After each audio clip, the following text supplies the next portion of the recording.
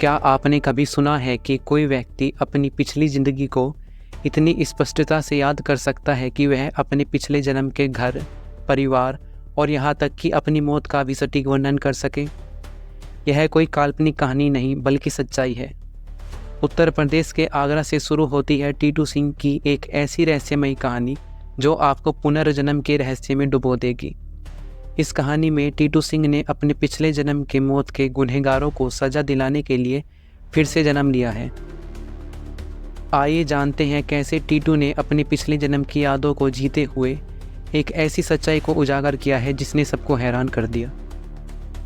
इस कहानी की शुरुआत होती है आगरा के पास के एक गांव से। गांव का नाम बाढ़ था।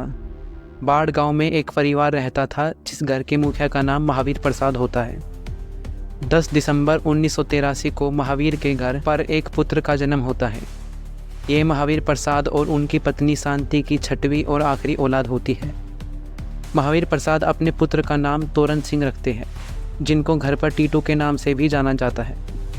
टीटू सिंह 2 साल की उम्र में ही बोलना शुरू कर देते हैं, जिन पर उनके माता पिता काफ़ी खुश होते हैं। लेकिन कुछ ही समय बाद उनकी ये खुशी चिंता और भ्रम में बदल जाती है जब टीटू अजीब तरह की बातें करने लगता है। टीटू कहता है कि वो उसका परिवार नहीं है बल्कि उसका परिवार तो आगरा में रहता है। पहले तो महावीर प्रसाद और उनका परिवार उसे बच्चा समझकर उसकी बातों पर ज़्यादा ध्यान नहीं देते थे। लेकिन जब टीटू बड़ा हो जाता है और बताता है कि उसका असली नाम तोरण सिंह नहीं बल्कि सुरेश वर्मा है, और वो बताता है कि उसकी एक पत्नी है जिसका नाम उमा वर्मा है। साथ ही टीटू ये भी बताता है कि उसके 2 बच्चे भी हैं जिनका नाम रोनू और सोनू है। सोनू मेरे लल्लू का नाम है, बच्चों को उमा में बहू है। टीटू ने यह भी बताया कि आगरा में उसकी एक कोठी है और सुरेश रेडियो नाम से एक दुकान भी है। टीटू की ये बातें सुनकर उसके माता पिता चिंतित हो जाते हैं।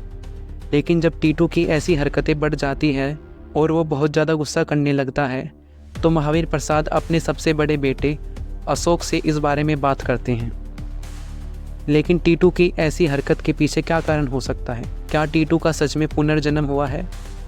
इसी गुत्थी को सुलझाने के लिए अशोक आगरा जाने की ठान लेता है और इस बारे में छानबीन करने की सोचता है। मेरे घर वालों ने यह फैसला किया कि मैं आगरा जाकर पता करूं कि जो मेरा छोटा भाई टीटू बोलता है वो सच है कि नहीं। अशोक अगले ही दिन आगरा के लिए निकलता है और वहां पहुंचकर वो सुरेश रेडियो नाम की दुकान को ढूंढना शुरू कर देता है। लेकिन वहां अशोक को ऐसी कोई दुकान नहीं मिलती। लेकिन जैसे ही अशोक अपने मन को बदलने की सोचता है तभी उसकी नज़र एक दुकान पर पड़ती है जिसके ऊपर एक बोर्ड लगा था और उस पर लिखा था सुरेश रेडियो, जिसे देखने के बाद अशोक चौंक जाता है और दुकान के अंदर जाकर जानकारी हासिल करने का निर्णय लेता है। अशोक दुकान के अंदर जाता है तो वहाँ एक औरत से मिलता है।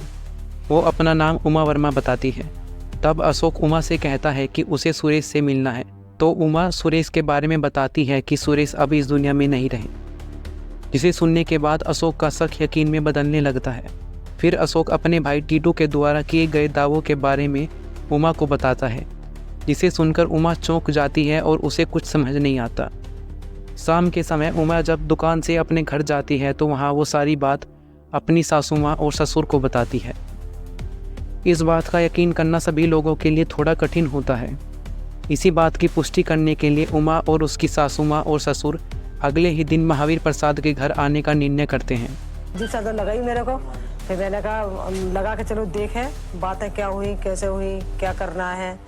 और वो लोग अपनी मारुति कार में टीटू से मिलने आ जाते हैं। जैसे ही उमा और उसका परिवार महावीर प्रसाद के दरवाजे पर पहुंचता है उस समय टीटू खाना खा रहा होता है और वो उन लोगों को देखकर खुशी से उछल पड़ता है और अपने माता पिता के पैर छूता है और सबको बताता है कि ये है मेरे असली माँ बाप, जिसे सुनने के बाद सभी लोग दंग रह जाते हैं। तभी वो उमा को अपने पास बुलाता है और रोनू और सोनू के बारे में पूछता है। साथ ही वो कुछ ऐसी बातें करता है जिनके बारे में सिर्फ उमा और सुरेश को ही पता था, जिसे सुनकर उमा खड़ी की खड़ी रह जाती है। जब टीटू देखता है कि वो लोग मारुति गाड़ी में आए हैं तो वो गुस्से में सुरेश के भाई से पूछता है कि मेरी फिएट गाड़ी कहाँ है, जिस पर उसे बताया जाता है कि सुरेश की हत्या के बाद उन्होंने ये गाड़ी बेच दी। ये मामला बाढ़ गांव के साथ साथ पूरे प्रदेश में चर्चा का विषय बन जाता है। सभी लोगों की ज़बान पर इसी मुद्दे की बात रहती है। जिसके बाद एंटोनिया मिल्स को इस बारे में पता लगता है। एंटोनिया मिल्स दिल्ली यूनिवर्सिटी में रेनकार्नेशन पर रिसर्च कर रही थी। इयान स्टीवनसन एंटोनिया मिल्स के कलीग थे और उनके कहने पर मिल्स इस केस को एनालाइज करती है। इसके लिए मिल्स टीटू और उसके परिवार को लेकर आगरा जाती है।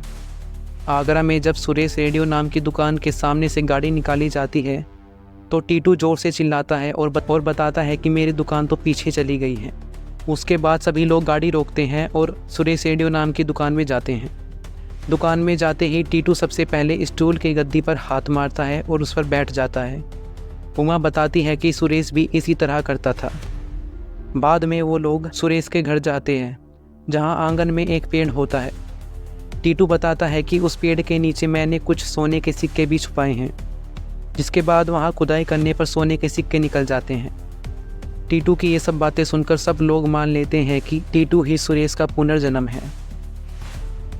उमा ने यह भी बताया कि सुरेश हमेशा छोटी छोटी बातों पर गुस्सा हो जाता था और कुछ इसी तरह का व्यवहार टीटू का भी है। जब एक बार बाजार में टीटू और मिल्स घूम रहे थे तो मिल्स वहां एक दुकान से चूड़ियाँ खरीदती है और जब मिल्स देने के लिए पैसे निकालती है तो टीटू दुकानदार पर भड़क जाता है और कहता है कि ये मेरी मेहमान है, अगर तूने इनसे पैसे लिए तो मैं तुझे नहीं छोड़ूंगा। टीटू सबको अपने कातिल के बारे में भी बताता है।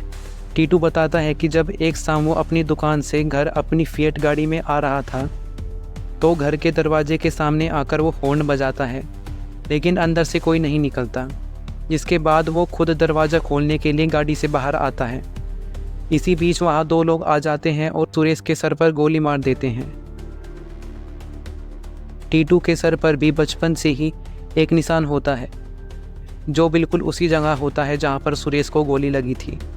टीटू बताता है कि उन दो कातिल में से मैंने एक कातिल को देख लिया था जो और कोई नहीं बल्कि उसी के साथ काम करने वाला एक व्यापारी होता है।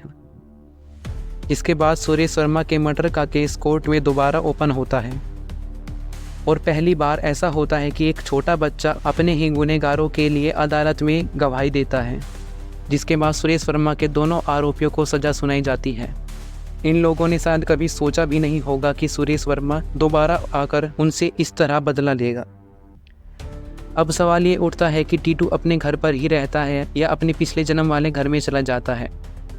दरअसल सुरेश के माता पिता का कहना था कि वे लोग टीटू को उनके असली माता पिता से अलग नहीं करना चाहते क्योंकि वे औलाद से दूर होने का दुख जानते हैं।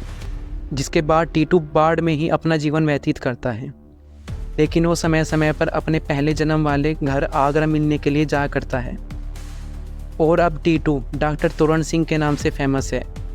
इस वक्त वो हरिद्वार स्थित पतंजलि यूनिवर्सिटी में faculty of neuropathy and yogic science विभाग में डीन पद पर तैनात है और परिवार के साथ हरिद्वार में ही रहते हैं। उनके भाई राजकुमार ने बताया कि फैमिली फंक्शन में टीटू अपने गांव बाढ़ आते हैं। तो ये है टीटू यानी तोरण सिंह के पुनर्जन्म की पूरी कहानी और कैसे वो दोबारा जन्म लेकर अपने कातिलों को सज़ा दिलाता है। आपकी इस घटना के बारे में क्या राय है कमेंट बॉक्स में ज़रूर बताएं और ऐसी ही और वीडियोस के लिए चैनल को सब्सक्राइब करें।